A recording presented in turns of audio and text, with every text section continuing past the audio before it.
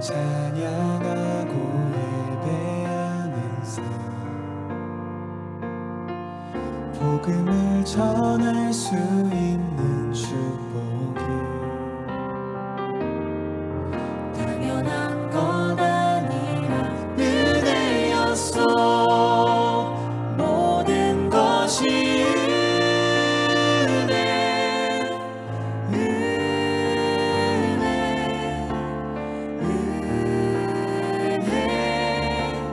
한없는 은혜.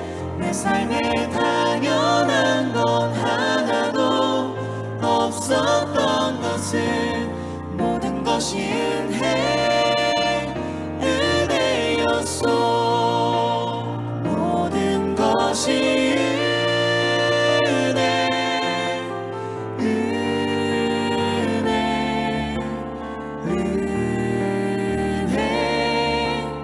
한없는 은혜.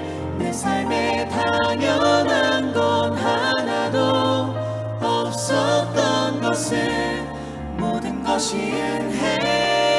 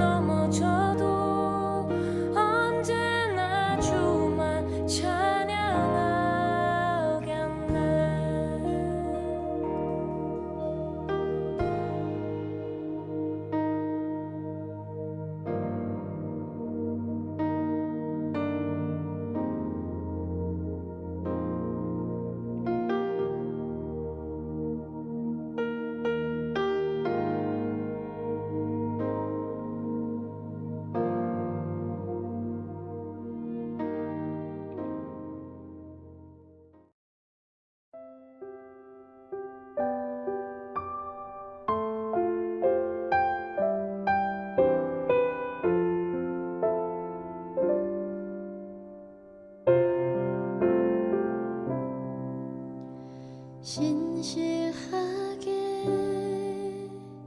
진실하게 거룩하게 살게 하소서. 신실하게 진실하게 거룩하게 살게 하소서. 신실하게 진실하게 거룩하게 살게 하소서. 신실하게 진실하게 거룩하게 살게 하소서.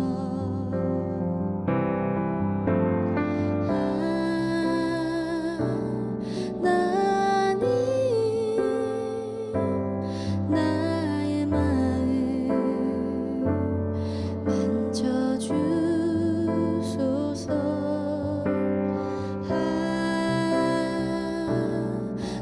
하나님 나의 영혼 새롭게 하소서. 신실하게 진실하게 거룩하게 살게 하소서. 신실하게 진실하게 거룩하게 살게 하소서.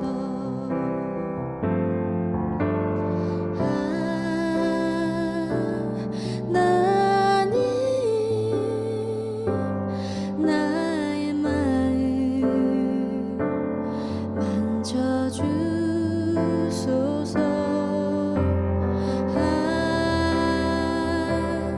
하나님 나의 영혼 새롭게 하소서.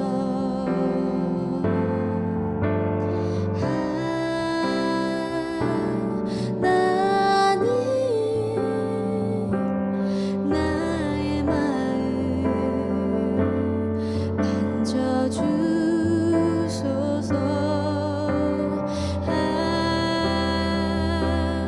하나님 나의 영혼 새롭게 하소서. 신실하게 진실하게 거룩하게 살게 하소서. 신실하게 진실하게 거룩하게 살게 하소서. 신실하게 진실하게 거룩하게 살게 하소서. 신실하게 진실하게 거룩하게 살게 하소서.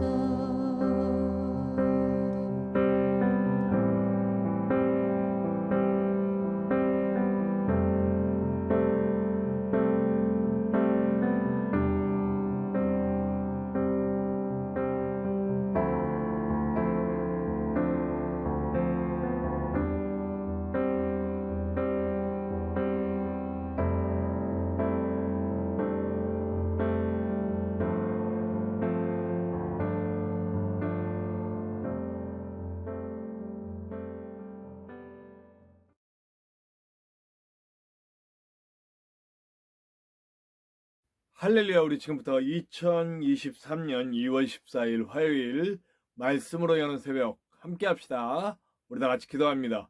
하나님 감사합니다. 오늘도 우리를 사랑하시고 주의 품에 품으시고 우리를 주님 앞에서 주님 말씀으로 세우시며 주님의 그 너른 품으로 안으시다 치유하시고 위로하시고 회복하셔서 생명의 능력으로 세상에 나갈 수 있도록 인도하여 주시니 감사합니다. 아버지 하나님, 부족한 종 주님의 일하심에 귀하게 쓰이는 도구 될 수 있도록 도와주시고 주님 손에 잘 맞을 수 있도록 역사하여 주시옵소서. 부족한 종의 입술로 전해지는 말씀이 주님이 직접 하시는 시간이 될 수 있도록 도와주시고 오직 이 시간 주님의 영광만 드러나고 주님의 일하심 속에 주님께 모든 주도권을 드리고 주님 이끌어가는 시간 될 수 있도록 역사하여 주시옵소서. 우리의 온 삶을 통해 예수 그리스도의 보혈이 강같이 흐르고 성령의 충만한 은혜가 나타나는 것을 보게 하여 주시고 주님 끝까지 함께하여 주시옵소서. 언제나 역사하시는 예수님의 이름으로 감사하며 기도하옵나이다. 아멘. 네, 오늘 함께 나누실 하나님의 말씀은 사무엘상 13장 1절에서 12절의 말씀입니다. 사무엘상 13장 1절에서 12절의 말씀 우리 함께 나누시겠습니다. 사울이 왕이 될 때에 40세라. 그가 이스라엘을 다스린 지 2년에 이스라엘 사람 3,000명을 택하여 그 중에서 2,000명은 자기와 함께 믹마스와 베델산에 있게 하고 1,000명은 요나단과 함께 베냐민 기브아에 있게 하고 남은 백성은 각기 장막으로 보내니라. 요나단이 게바에 있는 블레셋 사람의 수비대를 치매 블레셋 사람이 이를 들은지라. 사울이 온 땅에 나팔을 불어 이르되 히브리 사람들은 들으라 하니 온 이스라엘이 사울이 블레셋 사람들의 수비대를 친 것과 이스라엘이 블레셋 사람들의 미움을 받게 되었다 함을 듣고 그 백성이 길갈로 모여 사울을 따르니라. 블레셋 사람들이 이스라엘과 싸우려고 모였는데 병거가 3만이요 마병이 6,000명이요 백성은 해변의 모래같이 많더라. 그들이 올라와 베다웬 동쪽 믹마스에 진침해 이스라엘 사람들이 위급함을 보고 절박하여 굴과 수풀과 바위 틈과 은밀한 곳과 웅덩이에 숨으며 어떤 히브리 사람들은 요단을 건너 갓과 길르앗 땅으로 가되 사울은 아직 길갈에 있고 그를 따른 모든 백성은 떨더라. 사울은 사무엘이 정한 기한대로 이레 동안을 기다렸으나 사무엘이 길갈로 오지 아니하매 백성이 사울에게서 흩어지는지라. 사울이 이르되 번제와 화목제물을 이리로 가져오라 하여 번제를 드렸더니 번제 드리기를 마치자 사무엘이 온지라. 사울이 나가 맞으며 문안하매 사무엘이 이르되 왕이 행하신 것이 무엇이냐 하니 사울이 이르되 백성은 내게서 흩어지고 당신은 정한 날 안에 오지 아니하고 블레셋 사람은 믹마스에 모였음을 내가 보았으므로 이에 내가 이르기를 블레셋 사람들이 나를 치러 길갈로 내려오겠거늘 내가 여호와께 은혜를 간구하지 못하였다 하고 부득이하여 번제를 드렸나이다 하니라. 네, 오늘은 사울이 이제 위대한 승리를 맛봤어요. 자신이 한 것이 아니라 자신은 못하고 안 된다고 생각해서 농사지으러 갔는데 그의 리더십, 그의 영적이고 또 어떤 왕으로서의 자리를 하나님이 만들어 주시죠. 기회를 주시고 또 그가 영에 충만하여 백성들을 확실하게 이끌 수 있도록 모든 것을 이끌어 주신 하나님의 은혜를 발견하고 그가 이제 드디어 온전한 왕의 자리에 서게 됩니다. 네, 여기까지만 좋았어요. 네, 사울은 참 여기까지만 좋았어요. 옛날에 어떤 분이 그랬어요. 승리 후에 조심하라. 승리 후에, 그러니까 하나님의 이루심, 하나님의 역사 이런 것들을 맛보고 내 삶에서 하나님의 일하심이 드러난 그 순간 조심해야 돼요. 왜냐하면 곧바로 사단은 그 기회를 놓치지 않고 찾아와서 우리가 교만하게 만들어 버리시거든요. 저의 삶에서도 이런 간증은 뭐 수도 없이 할 수 있어요.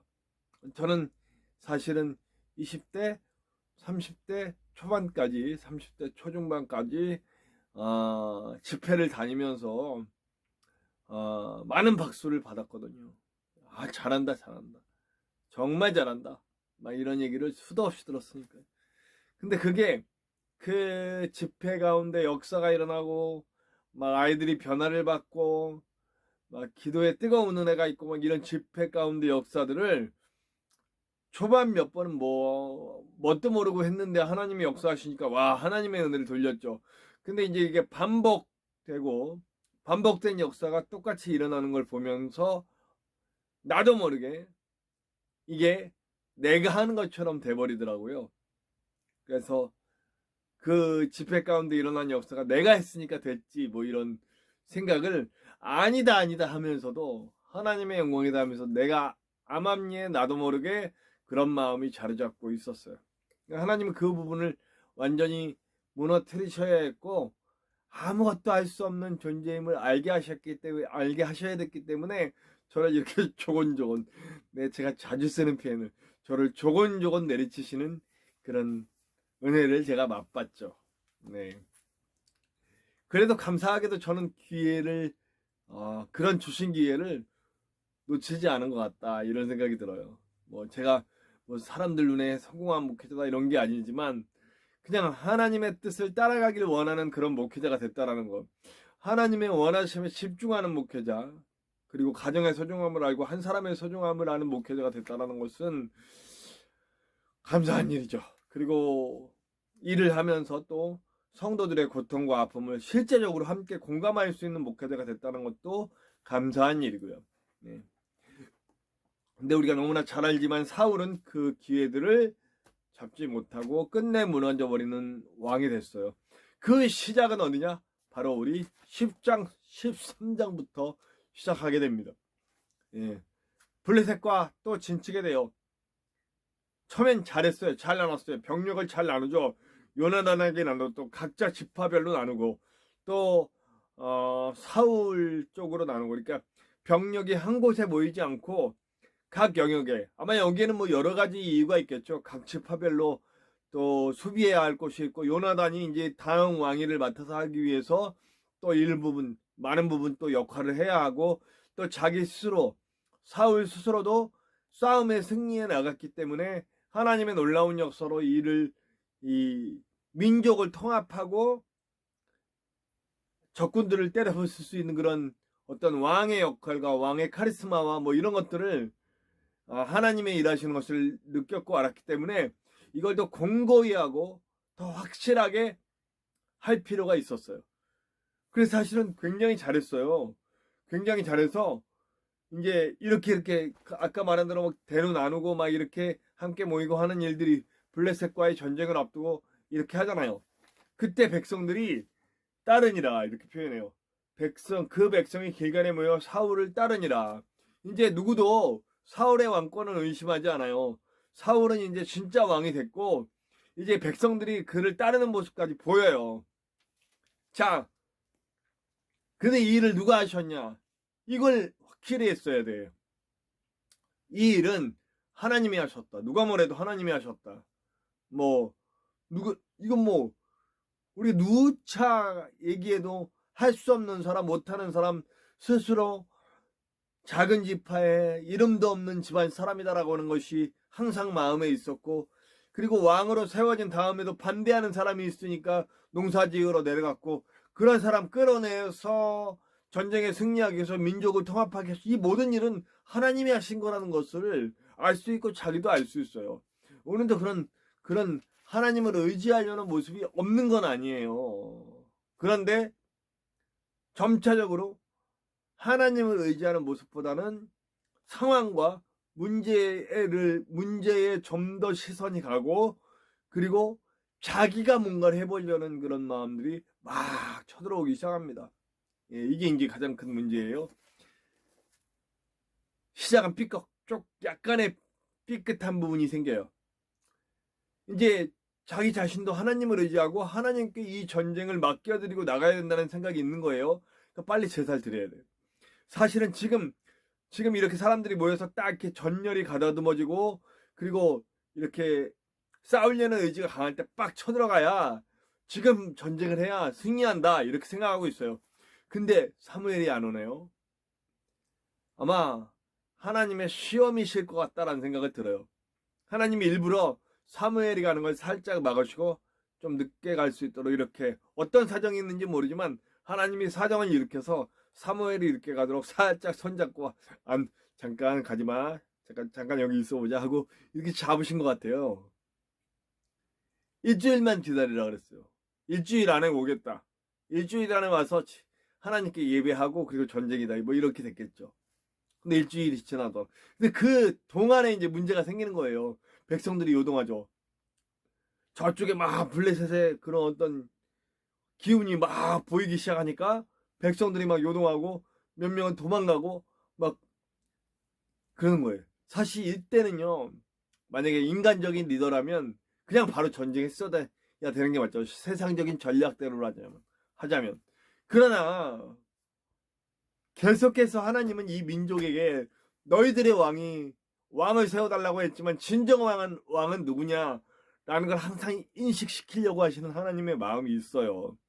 그래서 상황과 뭐 이런 여러 가지 동원한 문제 이런 것들에 집중하지 않고 하나님을 볼 수 있는가, 그런 백성이 되었는가를 계속 확인하시는 하나님이세요. 오늘 사울과 이 백성에게도 마찬가지죠. 지금 사울이라고 하는 대표자를 세웠기 때문에 이 사울만 온전히 더 하나님을 의지했다면 계속 사울은 아주 위대한 왕으로 계속 자라갈 수 있었어요. 그런데 이 전쟁을 자기 전쟁인 것처럼 돌아보고, 그리고 하나님은 그저 전쟁을 돕는 도구로서 살짝 뒤로 이 전쟁의 주도자가 누구인가에 대해서 착각하기 시작해요. 그래서 전쟁의 주도자는 왕인 나이고 하나님은 서포트 하시는 분, 이런 식으로 살짝 프레임이 바뀌어요. 이 전까지는 모든 전쟁의 전쟁의 주관자는 누구예요? 하나님이에요. 전쟁의 승리의 주체는 하나님이세요. 그리고 왕을 포함한 모든 백성들, 군사들은 도구라고요.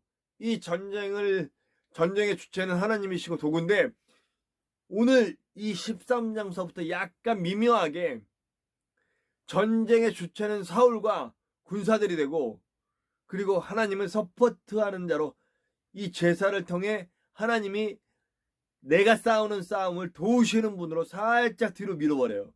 이게 문제인 거죠. 그러니까 뭘 봐요? 그거 위대하신 하나님을 보는 게 아니고 지금 백성들이 흐트러지는 것, 그리고 저 전례를 정비하고 다가오는 블레셋의 저 위용, 그 문제와 상황들만 보게 되는 거예요. 그러니까 조급해지죠. 자, 상황을 보기 시작하고 역사해 주신 하나님을 뒤로 밀어버리니까 내가 전면에 서니까 이거 아닌 거예요. 빨리 하나님께 예배드리고 출정을 해야 되겠다. 기다리다 못해. 일주일이 다 지났는데도 안 와. 근데 오늘 말씀 보시면 알겠지만 진짜 조금만 더 기다렸으면 사무엘 오잖아요. 예배 드리자마자 오잖아요. 어쩌면 하나님은 예배 안 드리고 기다렸으면 조금 더 사무엘이 늦게 올 수도 있었을 것 같아요. 왜냐하면 지금 사울을 시험해야 되니까. 어쨌든 일주일이 딱 약속한 시점이 딱 지나자마자 바로 예배를 드려버립니다. 갖고 와! 내가 할게! 이거 더 이상은 지체할 수가 없어. 어쩌면 뭐 인간적인 리더로서 결단력이라고도 얘기할 수 있지만, 사실은 시작부터 이 전쟁이 누구의 전쟁인가에 대한 그런 상황이 살짝 미묘하게 변질되면서 문제는 시작된 거죠. 그리고 하나님을 뒷전에 두고 자기가 지금 분명하게 종교와 정치가 분리된 사회로 딱 돼버렸어요. 사울이 왕이 되면서 종교는 제사장과 사무엘 계통의 선지자 계열이 예배를 담당하고, 그리고 나라를 다스리고 전쟁을 하고 뭐 이런 판단을 재판을 하고 뭐 이런 정치적인 상황은 왕이 담당하고, 이렇게 분명히 종교 분리가 됐는데 안 지키는 거죠.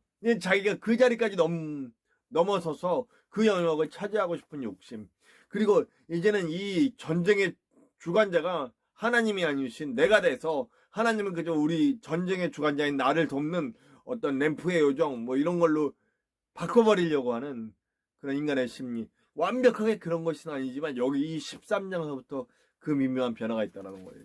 자, 우리의 삶을 돌아봐야 돼요. 이게 이제 실패의 시작이 되는 거죠. 이 이후에도 사울은 여러 번의 기회를 얻지만 그 기회를 잡지 못하죠. 자, 우리 인생에는 참 많은 기회가 있어요. 내 인생의 세상의 주관자는 하나님이시고 나는 그 하나님의 뜻을 이뤄가는 도구이며 하나님의 병사이며 하나님의 일꾼이며 하나님의 백성이고 하나님의 자녀임을 잊지 않아야 돼요. 하나님의 목적을 이뤄가시는데 내가 사용되는 거지 내 목적을 이루는데 하나님이 내 서포터자가 되는 게 아니란 말이에요. 그러니까 우리 인생의 인생관이 다른 거예요. 이거 자체는. 내 목적, 내 욕심, 내 열망을 이루기 위해 하나님이 도와주셔요 하는 게 아니고요. 하나님의 목적을 위해 내가 도구 되길 원합니다. 하나님이 이 땅에 하나님의 나라를 만들라고 온 우주에 편만하신 하나님의 영광을 드러내시기 위해 나를 사용하시옵소서. 내가 주님 도구 되기 원합니다라는 삶을 살아야지. 우리의 삶을 돌아봅시다. 우리 지금 어떻게 하고 있는지 잘 돌아봅시다. 부디 하나님 도구로 사용되는 이렇게 우리가 이루는 어떤 하나님이 역사하신 어떤 작은 그런 승리들 때문에 거기 승리에 도취해서 그 내가 했다고 교만하며 내 역사를 만들어 가려고 그러지 말고 우리 끝까지 겸손하고 하나님의 역사를 만들어 가기 위해 내가 도구 될 수 있는 저와 여러분들 되시기를 간절히 축원합니다. 오늘도 그런 실수들이 내 안에 있지는 않은지 내 잘못된 시각이 있지는 않은지 돌아볼 수 있는 저와 여러분들 되시며 오늘 하루도 멋지게 승리하는 저와 여러분들 되시기를 간절히 축원합니다. 우리 찬송합시다. 찬송가 365장입니다. 마음속에 근심 있는 사람. 찬송가 365장입니다. 마음속에 근심 있는 사람.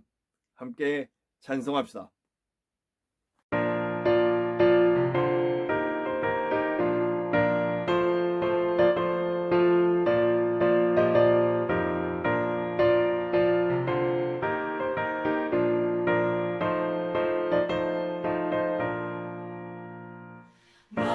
마음속에 근심 있는 사람 주 예수 앞에 나아가라. 슬픈 마음 있을 때에라도 주 예수께 아뢰라. 주 예수 앞에 나아가라. 주 우리의 친구니 무엇이나 근심하지 말고 주 예수께 아뢰라. 눈물 나며 깊은 한숨 쉴 때 주 예수 앞에 나아가라. 은밀한 죄 내게 있더라도 주 예수께 아뢰라.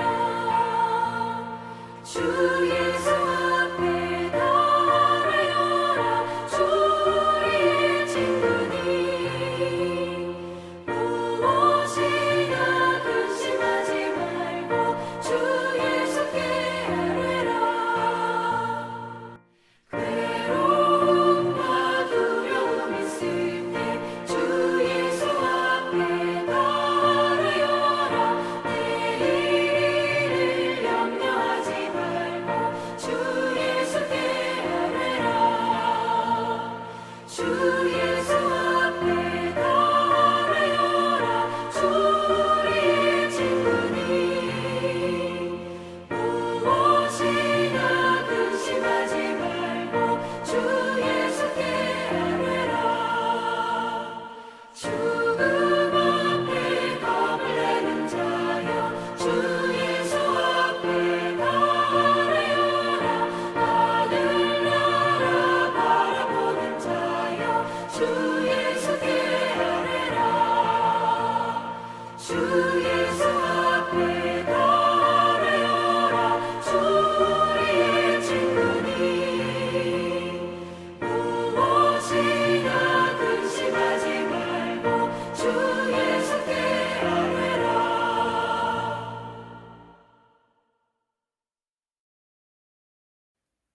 자, 우리 함께 기도해요. 주님, 모든 역사의 주관자는 주님이시고 내 인생의 주관자도 주님이십니다.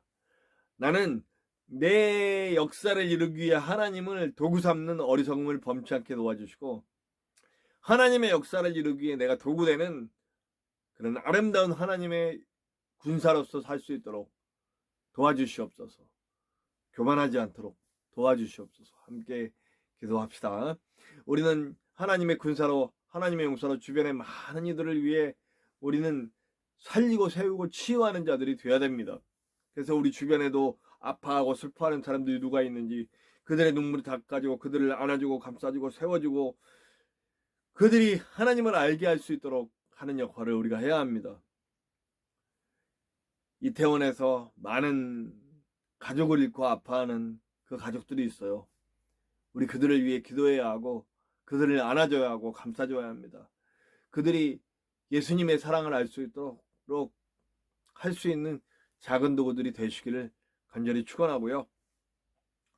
이번엔 우리 시리아 티르키예에서 지금 잘못하면 20만 명까지 사망자가 나올 수 있다고 지금 뭐 4만 명에 가까운 사람들이 죽었어요. 그리고 앞으로 여진이 강도 7 정도의 여진이 있을 수도 있다. 그럴 확률이 10% 정도 된다. 이런 얘기까지 있어요. 정말 너무 큰일이죠. 우리나라에서도 지금 그 구조대가 가가지고 여러 명을 살리고 있어요. 우리도 뭔가를 해야죠.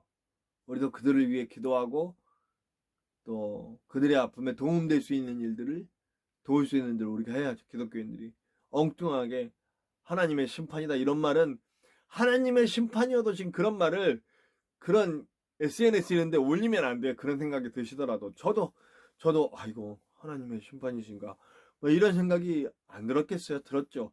그러나 그런 말 함부로 하는 거예요. 하나님 뜻이 어디 있는지 알지도 못하면서 그런 말을 해요. 저는 절대로 거기에 대한 확신이 없습니다. 하나님의 일은 다 이유가 있지만 오히려 이 일이 하나님의 치유와 회복과 살림의 역사를 드러내는 일일 수도 있다라고 저는 생각해요. 그러니까 우리가 어쩌면 기회를 잡은 걸 수도 있어요. 우리가 그들을 돕고 사랑하고 그들을 치유하고 많은 기독교인들이 그들과 함께 아파할 수 있다면 기회를 더 잡는 거라고 생각합니다. 우리 제발 정죄하는 일, 혐오하는 일 이런 것 좀 제발 그만합시다. 이제 사랑하는 기회도 모자라요. 사랑하기에도 제발 사랑합시다. 도와줍시다. 안아줍시다. 생명을 나눕시다. 지금 전쟁 가운데 있는 분들 꼭 기도합시다. 이거 전쟁이 벌써 이제 1년째 다가옵니다. 얼마나 많은 사람들이 괴로워하고 있습니까? 이 전쟁이 빨리 끝날 수 있도록 위에서 기도 부탁드리고 제발 전쟁 일으킨 사람들 깨달을 수 있도록 좀 하나님 손 좀 대주십시오. 저는 그런 기도 제목이 나옵니다. 함께 기도합시다.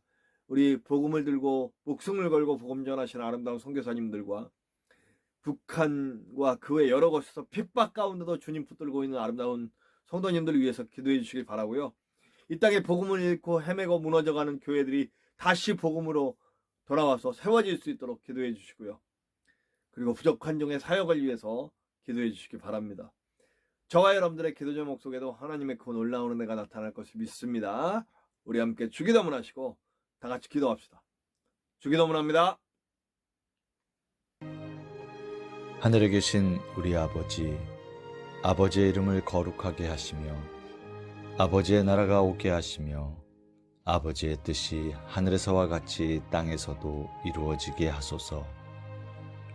오늘 우리에게 일용할 양식을 주시고 우리가 우리에게 잘못한 사람을 용서하여 준 것 같이 우리 죄를 용서하여 주시고 우리를 시험에 빠지지 않게 하시고 악에서 구하소서. 나라와 권능과 영광이 영원히 아버지의 것입니다. 아멘.